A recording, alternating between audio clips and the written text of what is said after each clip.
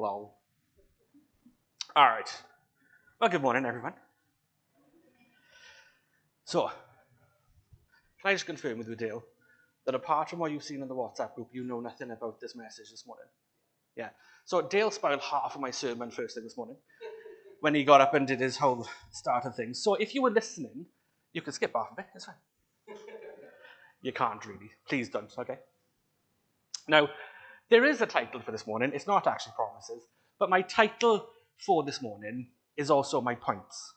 So I didn't want to spoil it for you.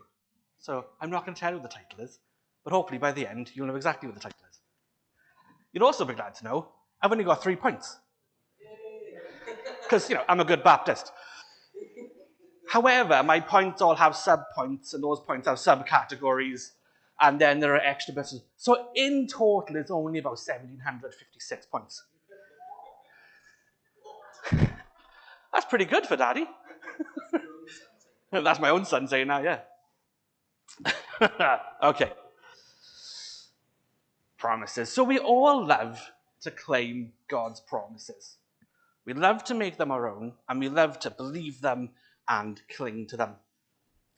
We use them as positive reinforcement, as goals, as memory verses, as mantras, as reminders. When we're tired, when we're weak, when we're weary, we use them to get us through the day. When we're overwhelmed, when we're overworked, or when we're overthinking, we use them to anchor, to steady, and to calm. We even use the promises of God to encourage and support and lift others up in their time of need. We text them, we pray them, we put them on floral calendars and fridge magnets. If you still use fridge magnets. But why? Why do we do it? Well, we do it because we all love a good promise, don't we? But not like a fickle promise, not like a changeable promise that man gives, but a promise from God. And a promise from God is a divine declaration of a guaranteed outcome. Okay? It's a divine declaration of a guaranteed outcome. If God promises something and says, this is what I'm going to do, that is what he's going to do.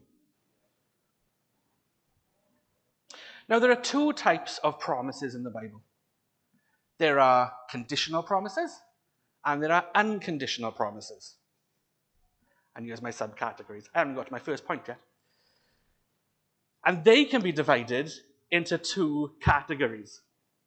There are personal promises, and then there are promises for all. So I'm going to give you a little example of each one, because I know you're excited to find out what they are. So an example then, and this is where I'm going to totally mess up and say the wrong one. An example of an unconditional personal promise was given to Simeon in Luke 2:26. So Simeon was promised, or had been revealed to him by the Holy Spirit, that he would not die before he had seen the Lord's Messiah. It is a personal promise for Simeon. And it's unconditional because Simeon had no part to play in it. God had said, you won't die until this happens. Regardless of what Simeon did, it was going to happen. It was an unconditional promise. Then you've got unconditional promises for all. And Jesus gives us one in Matthew 11:28, where he says, come to me, all you who are weary and burdened, and I will give you rest. And Jesus is saying, you weary, you burdened? Give you rest. It's unconditional. Now, it does depend on your state at the time. If you're not burdened and weary, apparently, if you're not burdened and weary, then you don't need to go to Jesus for rest, but that rest is still there. You don't need to fulfill anything in order for Jesus to offer the rest when you need it. So in that sense, it's unconditional. Then you've got conditional personal promises. And we find one in 1 Kings 9:4-5. And this is to Solomon. And God says to Solomon, as for you, if you walk before me faithfully, with integrity of heart and uprightness, as David your father did, and do all I command and observe my decrees and laws, I will establish your royal throne over Israel forever, as I promised David your father when I said, you shall never fail to have a successor on the throne. God says to Solomon, if you walk, if you have integrity, if you follow my laws, I will establish. It's an if and then. But it's only for Solomon. It's a personal promise, but it comes with conditions. And then, you'll be glad to know the last one, you have a conditional promise for all. And that's found, or one of those is found, in Proverbs 3, 5, 6. Trust in the Lord with all your heart, lean not on your own understanding, and in all your ways acknowledge him, and he will direct your paths. If you trust in God, if you submit to him, then he will direct your path. It's an if-then statement. But it's given to all. So the big question then is, how do I know when God is promising me something? How do I know if I can claim a promise that's written in the Bible?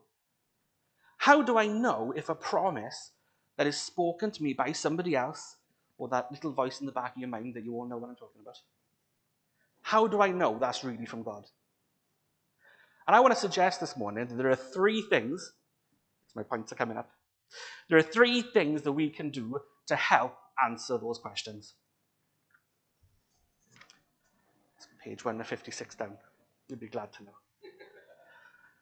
So our first thing then we're going to do is we are going to step into the promises of God. So what do I mean by step in? What does that mean? So it means to insert ourselves into the promise. We're going to see if it fits. Kind of like a new coat or trying on a pair of shoes. Are the sleeves too long? Are my toes all scrunched up? We're going to see if the promise fits. And to help to see if the promise fits, here's my sub-points, we're going to ask three more questions. I like asking questions, just for you to know. And those three questions are these. Is it something God would say? Is it something that applies to me? And where does it come from? Now, if it's something written in the Bible, then it's definitely something God would say, because he's already said it. It's there, right? It's definitely from God if it's in the Bible. But sometimes God chooses to speak through other people and other things, and it's in those moments when we need to ask the question, does this sound like God? Is this something God would say? You know, you have those conversations sometimes, and someone says, oh, I was with so-and-so, and they were saying da-da-da-da-da, and you stand there being like, yeah, but I don't know if they would say that. It's that kind of a thing. Yeah? You all good? You all awake? There's nodding. Fantastic. Okay. If the answer to that question is no, it's not sounding like something God would say, then spoilers, it's not from God. Because if God wouldn't say it, then he wouldn't say it. If the answer is yes, well, then we can move on. Does this apply to me? So let me go back to Simeon a second. So Simeon was promised that he would not die until he saw the Messiah. Is that something God would say? Yes, because he said it. It's in the Bible. You can't say he didn't. But is it something that applies to me? No, because I'm not Simeon. My name is much shorter. It's like one letter. It doesn't apply to me. Therefore, Simeon's promise, no matter how much I might want to go around in life being like, I'm invincible until I see the Messiah, that's not going to happen, because I'm not Simeon. And that promise is not for me. I cannot claim that promise. And we have to be careful that we don't claim other people's promises. We might be in the room when someone else gets a promise from God. We might be in the same prayer circle, Or we might be in the same place when someone gets a promise, and we need to be really careful that we don't claim other people's promises. Because then what happens is it just leads us to disaster and disappointment. And we end up chasing things and doing things we were never meant to do and never meant to have. Now sometimes, there's a lot of sometimes as well, sometimes in questions, that's all you're going to get. Sometimes someone will come to you and say, God has told me to tell you. And they are always fun ones. And this is when you go back to our questions. So someone's come and said, God has told me to tell you. Well, first off, is it something God would say? Does it sound like God? And the answer might be yes. Does it apply to me? And the answer might be yes. And for sake of argument, we're going to say that it is yes. So our next question then is, well, where is it coming from? Is it coming from that still small voice? Have we seen something or heard something or read something, and there's that still small voice saying, this might be from God? Is it coming from somebody you know? Is it coming from a visiting speaker? Or are you at a meeting and someone's speaking? Or maybe you're somewhere and somebody's gotten up and said, God is saying something. I don't know who it's for, but it's someone in the room, and you think it might be you. Where is it coming from? Is it a reliable source? Because the sad reality is that there are people out there who will recklessly use the words, God said, or God told me to tell you. And I'm going to tell you a personal story, a real life story that actually happened to me a number of years ago, many, many moons ago. In my old church when I lived in Merthyr, we had missionaries come over. And we were out doing some street stuff. We were going prayer walking and knocking on doors and speaking in the Gurnas, which isn't really a town, but it's like a little square. And one of the girls that came over decided this was an opportune moment to come to me and say, God has told me to tell you. Now, those of you who know me well are laughing already. Yeah. And she was like, God has told me to tell you that you are going to be an amazing pastor. You are going to lead a church. And you're going to be famous. And you're going to travel the world. And people are going to come from miles to hear you. Now, is that something God would say?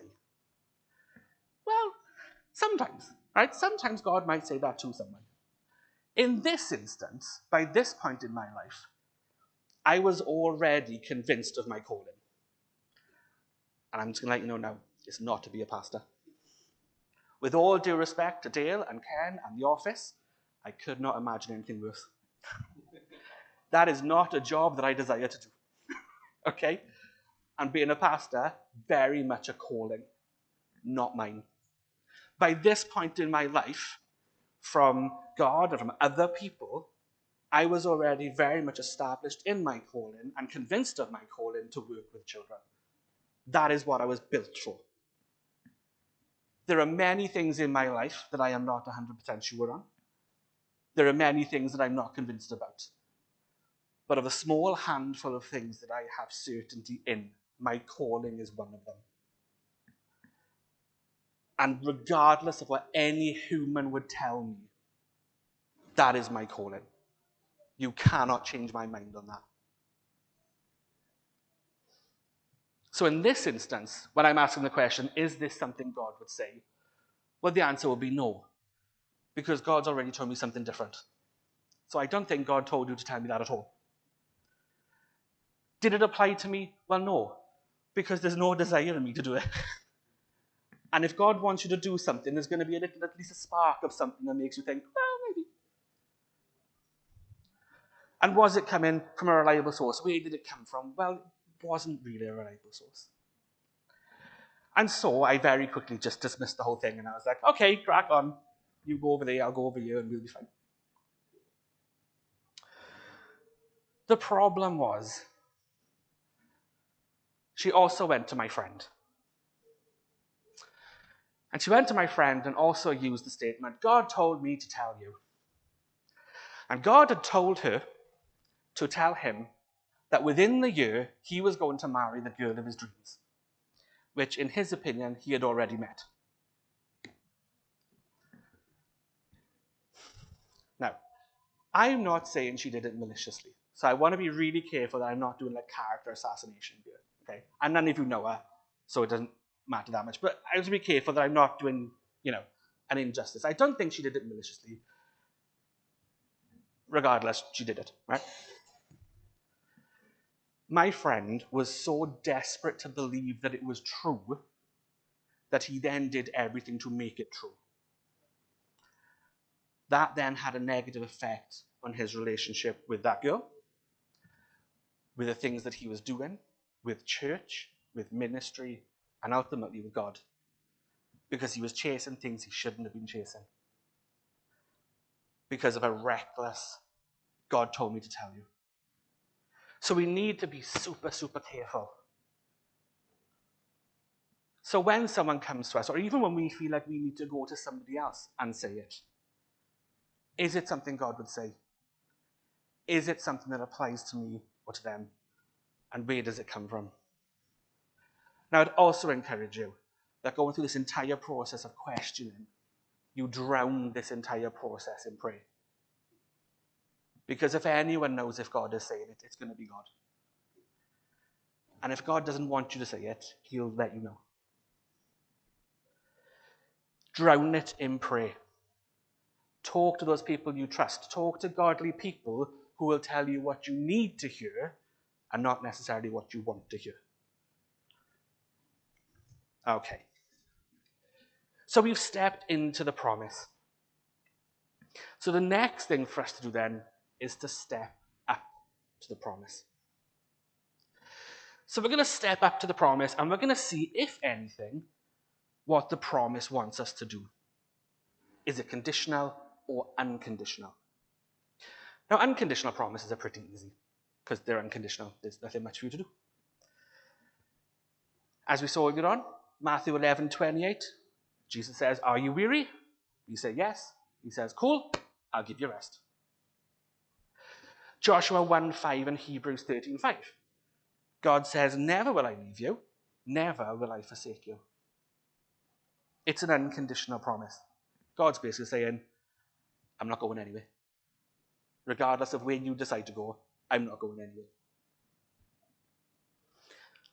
And then we get the fun of conditional promises. So as we said, conditional promises are full of if-then statements.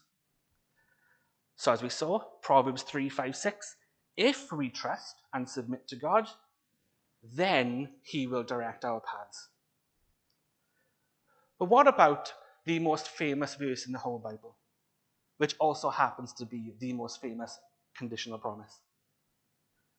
John 3:16. For God so loved the world that he gave his only begotten Son, that whosoever believeth in him shall not perish, but have everlasting life. If we believe, then we will not perish, but have. If-then statements. These are promises that require something from us in order for them to happen. If we, then God.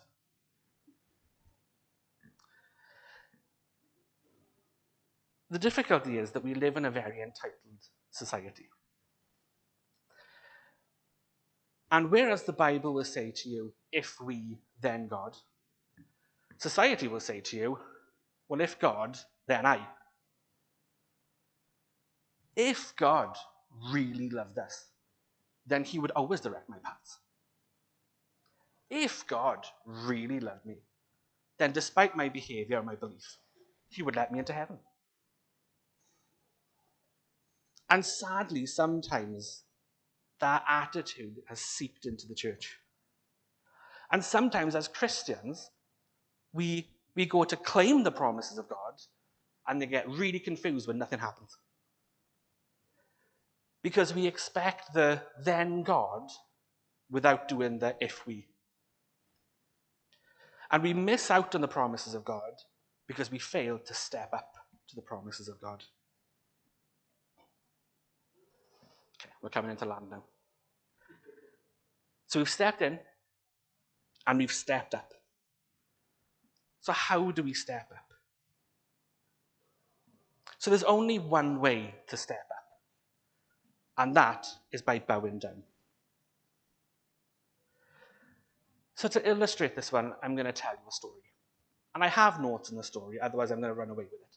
So I promise you, it's again a real life story that happened to me. Again, many, many years ago. So I was living in Merthyr with my mother, and it was a big house, and basically it was falling apart. Okay? Like, it was borderline, you probably shouldn't live here, kind of falling apart. Right?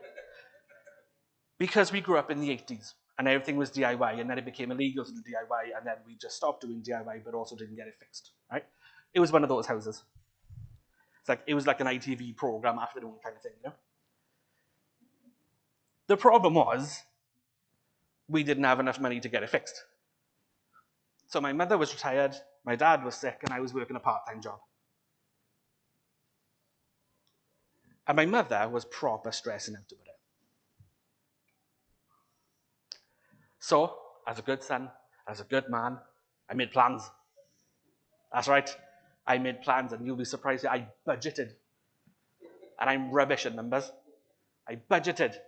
I worked out if I worked this many hours, this many weeks, it would take me this long, but if I did X amount of overtime every week, if that much was available, and then if I got a second job, I could do this, and if I saved that, and if I didn't do that, and listen, that sentence was long enough. Try me with numbers, right?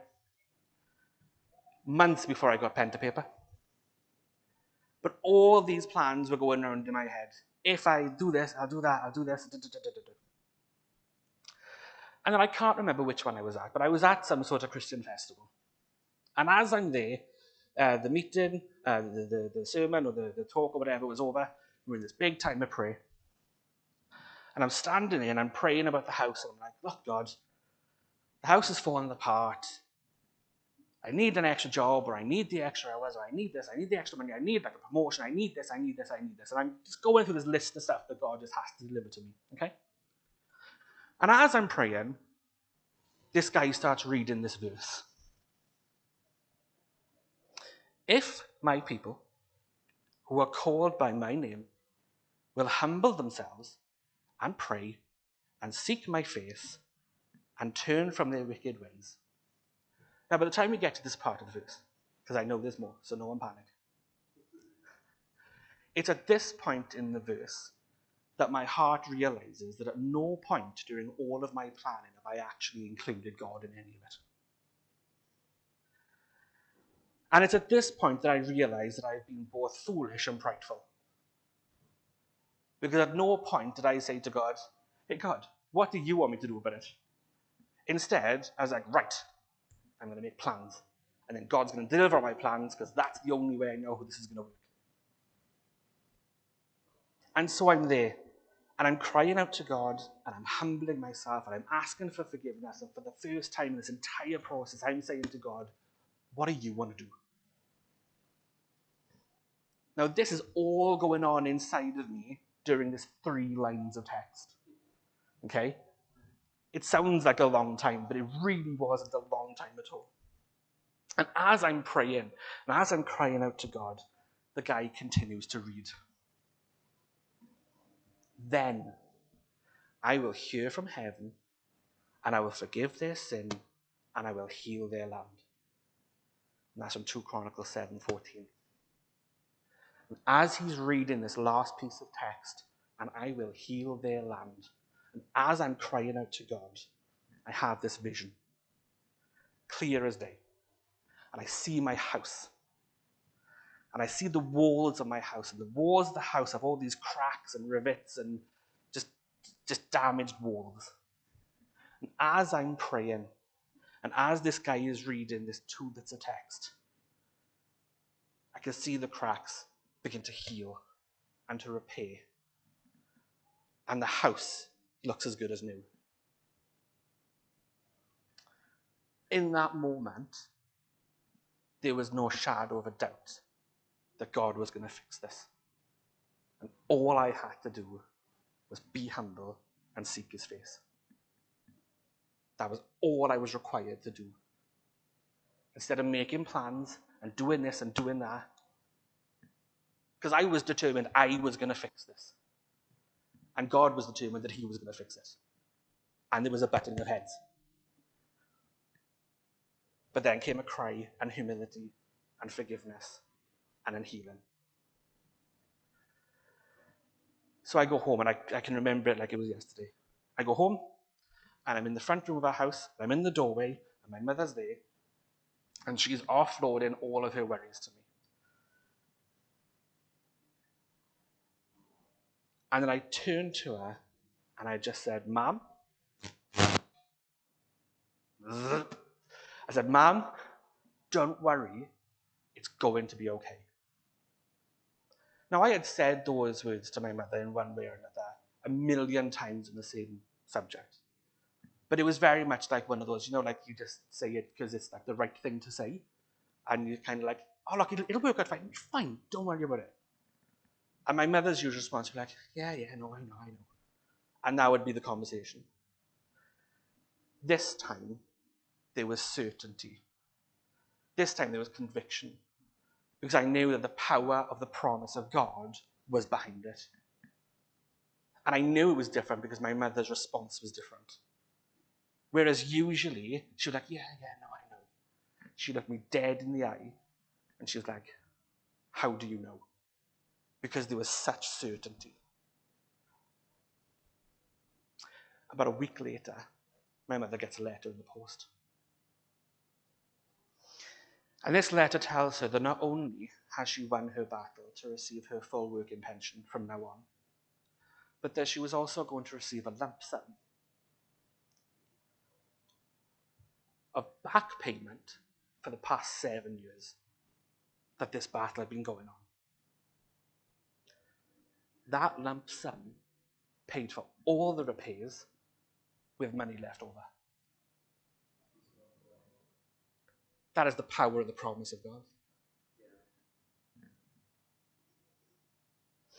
So at the end of the day, it doesn't matter if it sounds like God, or it sounds like God said it, or if it applies to me, or if it comes from a reliable source.